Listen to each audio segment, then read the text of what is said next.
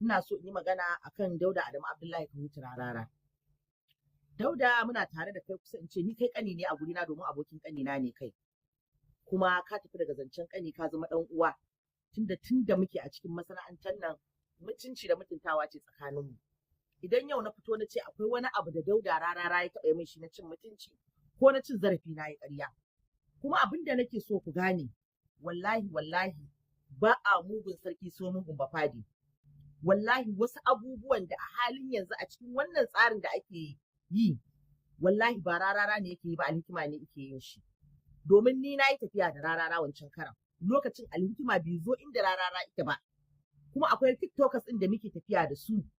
Muna yin harkar tafiyar tacin wanda muka yi ta cikin mutunci, mu dai har muka gama ta a cikin mutunci muka gama. Ba wani abu na rashin mutunci, kuma ba wata yarinya da za ta fito ta ci mutuncin shugaba ba tare da wallahi Rarara ya tsawata mata ba wai kare shi nake yi ba. Gaskiyar magana nake faɗa. Akwai mutumin da idan ya mu'amalance ka kana mu'amala da shi, wallahi ba abin da yake janyo maka sai bala'i, sai jaraba, sai harsun. Kuma ni ina yin wannan magana ne da kakkausan muryaran ka ta kaf ɗan TikTok ɗin nan da suke bin shi, ba wanda ban sani ba wanda bai sara shi da mai sa'a ba. Kuma suna yin abubuwa su fito su ci mutuncin shugabanni, ko kuma daga an yi abu shi wannan Alhikiman shine yake dasa su ya sa su zagi mutane. Akan ishu ɗin Rarara da ya tafi a majalisa, na shiga kafafen social media na yi magana. Mutum ba zai zo da abin ci gaba ba a mishi hassada. Amma kuma fa baya nufin ka zo ka ci mutuncin shugaban mu, billahi la ilaha illa wa APC. Ko wane ne kai, wallahi mu daga maka kafa. Idan yara ne marasa kunya, mu na gaske muke da su, ba ma wanda idan sun yi za su dawo su ce wai ayi haƙuri ba.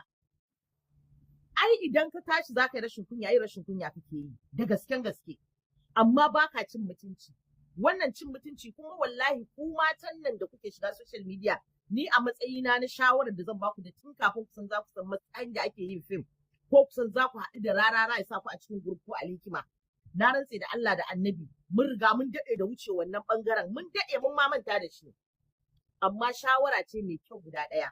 Yau duk macen da take budurwa ko bazawara, a cikin ku akwai waɗanda sun haifi ƴaƴa, akwai waɗanda ba su yi ma auren fari ba. To yau ka zo ka kafe, ita fa social media nan da kuke gani, wallahi abin shekara 50 ma ajiye shi take yi. Yanzu an zo subhanallah, kun zo kun ce Barau ɗan ta'adda ne. Barau yana ɗaurewa ɗan ta'adda gindi. Na rantse da Allah idan ya kama ku, kaf Najeriya ba mai iya kwance ku, billahi la ilaha illa huwa. Da a ce shi Barau irin ragowar 'yan siyasa ne masu zafin kai, wallahi da tuni ba wannan magana ake yi ba.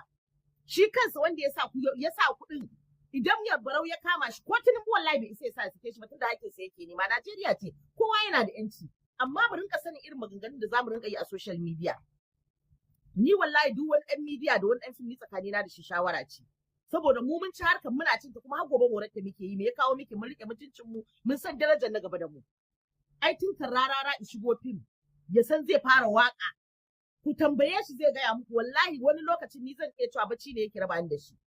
Idan ana biki kwa yan fim, wallahi haka nake sawa in waka sa, mu dauki CD mu rinka tafiya duk duniya, ba ni da wani abin da nake kauna in ga irin Rarara ya zama wani.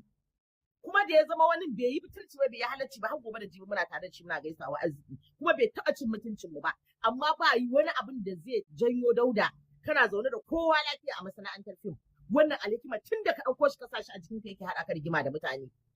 Ya ce wannan kaza, ya haɗa ya zagi, a ci mutuncin wannan, a ci mutuncin. Kana yin waka ka, idan a waka kai zamban ka kai magana ka, waka ce ba sunan mutum ka kirawo ba.